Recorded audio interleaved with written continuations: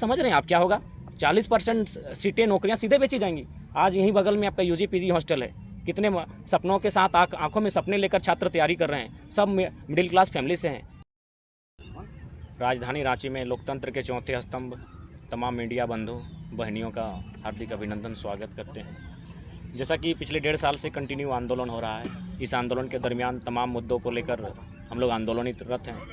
कुछ सफलताएं, कुछ असफलताओं के बीच मिला जुला असर रहा और फिलहाल जो बीते दिन पूर्व 3 दिवसीय महाआंदोलन हुआ, जिसमें 60-40 नियोजन नीति को लेकर, और चूँकि लोकतंत्र के चौथे स्तंभ के माध्यम से राज्यवासियों को 60-40 की जो नियोजन नीति है उसके बारे में थोड़ा सा तार्किक बातों को रखना जरूरी है। ये नीति कितनी हद तक सही है या फिर इस नीति से नुकसान क्या है। आज जो सरकार अपने बचाव में आंदोलनकारी छात्रों को किसी दल का एजेंट बता रही है, तो इन सब चीज़ों पर मुझे कुछ क्लेरिफाई करने के लिए आप सबों के लोकतंत्र के चौथे स्तंभ की मैंने आवश्यकता पड़ी। इसके लिए आपका बहुत बहुत आभार। सबसे पहले 60-40 नियोजन नीति।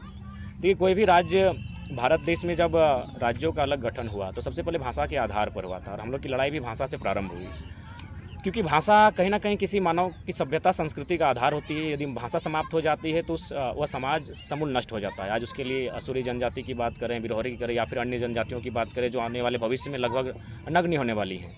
और यूएनए की रिपोर्ट है कि झारखंड की 8 भाषाएं 2050 आते आते समाप्त हो जाएगी। यानी भाषाएं समाप्त नहीं होगी, वह समूह जो उस भाषाओं का बोलचाल में प्रयोग करता है वो समूह भी समाप्त हो जाएगा। तो उसी क्रम में हम लोग का भाषाई आंदोलन स्टार्ट हुआ था। 1932 होते आज हम लोग 60-40 में आ गए हैं। भारत एक संवैधानिक देश है। सभी लोग इस बात का दलील देते हैं कि कोई कहीं आके रह सकता है, बच सकता है, तो इस प्रकार का भेदभाव और इस प्रकार का आंदोलन आप लोग क्यों कर रहे हैं? तो मैं उन्हें संदेश देना चाहूँगा कि सबसे पहले वे संविधान को ठीक से स्टडी करें। भारत एक देश है, इस बात का जिक्र भारतीय संविधान में कहीं नहीं है। मूल 395 अनुच्छेद हैं, 12 अनुसूचियां हैं, 22 मूल भाग हैं, उसमें कहीं भी जिक्र नहीं कि भारत एक देश है। भारतीय संविधान अनुच्छेद 1 में स्पष्ट है कि भारत राज्यों का संघ है। भारत अर्थात इंडिया राज्यों का संघ होगा। यानी बिना राज्य की परिकल्पना किए हुए, बिना राज्य को आप देश की कल्पना नहीं कर सकते हैं। यानी अगर आप भारत के बारे में सोचते हैं तो आपको राज्यों के बारे में सोचना होगा। यही भारत का संविधान कहता है, क्योंकि भारत एक नहीं हो सकता है।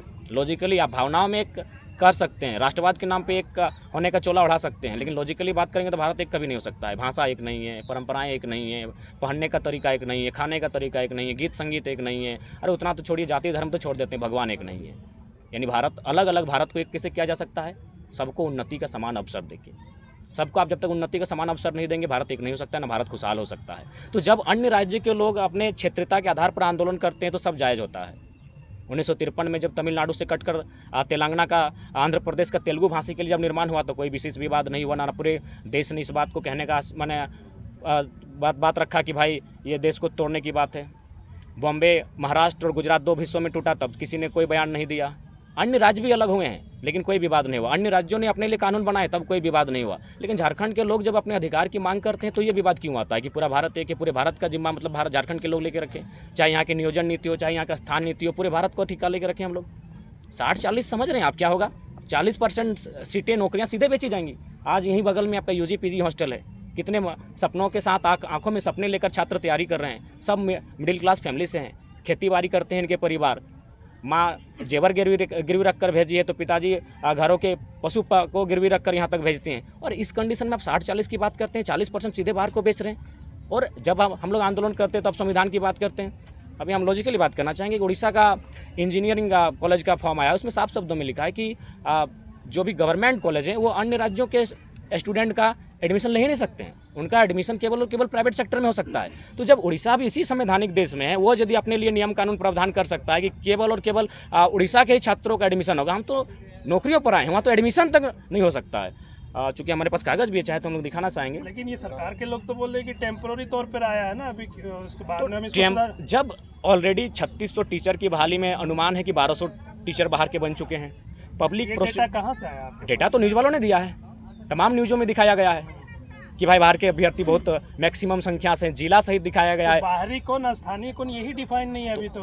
बाहरी साफ शब्दों में एड्रेस लिख रहे हैं। वो पब्लिकली कह रहे हैं कि हम बनारस से आए हो, पब्लिकली कह रहे हैं हम राजस्थान से आए हो, पब्लिकली कह रहे हैं हम औरंगाबाद से हैं, फिर भी आप डिफाइन नहीं कर पा रहे बाहर के कौन है। ये तो बड़ा दुर्भाग्य का विषय है। इंजीनियर की बहाली में आप अन्य राज्यों को दे दिए, मेडिकल अफसर आप अन्य राज्यों को दे दिए, तो झारखंड के पास क्या बचेगा? अब तो चपरासी भी नहीं बचेगा, क्योंकि अब जो उत्पाद सिपाही है इसमें भी आप मैंने झारखंडित होने का प्रमाण नहीं मांग पा रहे हैं। तो ये एक दुर्भाग्य का विषय है। दूसरी बात थोड़ा संविधानिक की बात करेंगे, क्योंकि आज संविधान के नाम पर दिग्भ्रमित किया जाता है कि भारतीय संविधान में समानता का बात करता है, जो हमारा आर्टिकल 14 से लेकर 18 को, खासकर 14, 15, 16, मूल रूप से 16 की बात करते हैं क्योंकि नियोजन की बात आर्टिकल 16 करता है। अगर आप भारतीय संविधान अनुच्छेद 16 को देखेंगे तो वहाँ लिखा है कि किसी भी नियोजन में राज्य किसी भी प्रकार का भेदभाव नहीं कर सकता है। कोई भी नियोजन होगी, नियुक्ति होगी तो भेदभाव नहीं कर सकता है। अनुच्छेद 16 दो में कहती है कि आप जाति, धर्म, उद्भव, जन्म स्थान, नस्ल, संप्रदाय, 7 पॉइंट है, उनके आधार पर आप भेदभाव नहीं कर सकते हैं। यानी 16(1), 16(2) के पढ़ने के बाद आपको लगेगा कि कोई भी एंट्री कर सकता है, लेकिन जैसे आप 16(3) पढ़ते हैं भारतीय संविधान अनुच्छेद 16(3), वहाँ साफ शब्दों में लिखा है कि संसद स्थानीयता के आधार पर यदि उस राज्य के लोग पिछड़े हैं, स्थानीय हैं, तो उनके लिए विशेष नियोजन में प्रावधान बना सकती है, 16(3) कहती है। तो हम तो उसी की बात करते हैं। आप आर्टिकल 46 में चले जाइए। आर्टिकल 46 में जो 16(3) का जिक्र कर रहे हैं, उसी के तहत आपको याद होगा कि जो 1932 आधारित स्थानीय नीति विधानसभा से प्रस्ताव पास किया गया, राज्यपाल के पास भेजा गया कि आप केंद्र को भेजिए, और उसमें जो 100% रिजर्वेशन की बात थी, जो आप लोग मांग भी करते हैं द्वितीय और चतुर्थ वर्ग में, कि संसद के पास अधिकार है, संविधान का जिस आप आर्टिकल का जिक्र कर रहे हैं जी, वो संसद का ही मामला है। मौलिक अधिकार यानी संसद का विषय है। तो वो तो राजभवन से लौटा दिया गया है।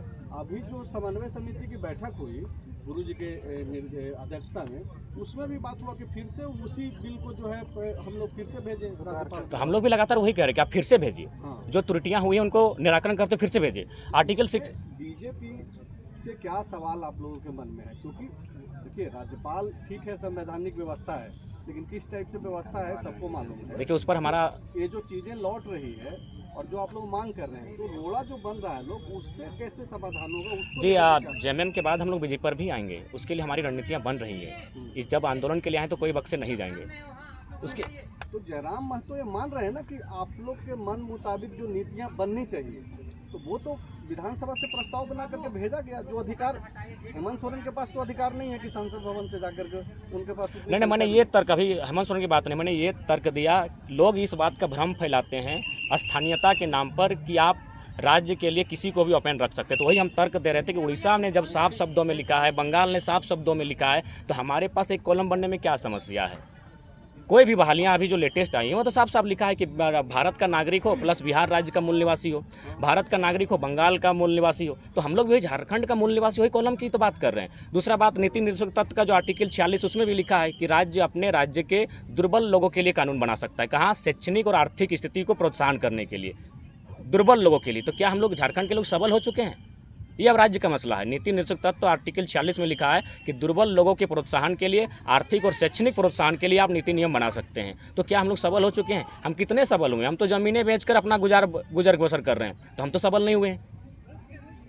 लेकिन जो चीज़ें आप बोल रहे हैं वही चीज़ें तो सरकार में शामिल लोग भी कर रहे हैं, जो अभी जिसका जिक्र संजय भैया कर रहे थे। उन्होंने बोला कि फिर से भेजेंगे इसको राज्यपाल के पास। तो बिल्कुल भेजें। तो फिर आंदोलन किस बात को लेकर? आंदोलन इस बात का कि आंदोलन के कारण ही 1932 चर्चा में आया विधानसभा में। अगर क्या चाहते हैं आप लोग, वैकेंसी निकले या फिर नहीं निकले? नहीं, देखिए हम लोग चाहते हैं कि कम से कम आप जो आप कह रहे हैं कि टेम्प्रोरी है, तो टेम्प्रोरी भी किस प्रकार का होगा? टेम्प्रोरी भी है तो ठीक है, तो क्या आप इसका मतलब टेम्प्रोरी, इसका मतलब सारी बहालियों को बांट देंगे क्या? उसमें आप जो लोकेलिटी का मैंने बैरियर को डिलीट कर चुके हैं, लोकल भाषा के बारे में चर्चा नहीं होगी, मैंने संस्कृति के बारे में चर्चा नहीं होगी, सीधे आप इंग्लिश को लोकल लैंग्वेज बना दीजिए। क्या ये आधार हो सकता है टेम्प्रोरी बहाली में? क्या इसके माध्यम से आप रोक सकते हैं? आप जिला वाइज सर्वे करते हैं, जिला वाइज कौन सी भाषाएं हैं उसके आधार पर आप GSGK का पेपर सेट करते हैं, ये तो आप कर सकते हैं। ये तो संविधान का हनन नहीं होगा।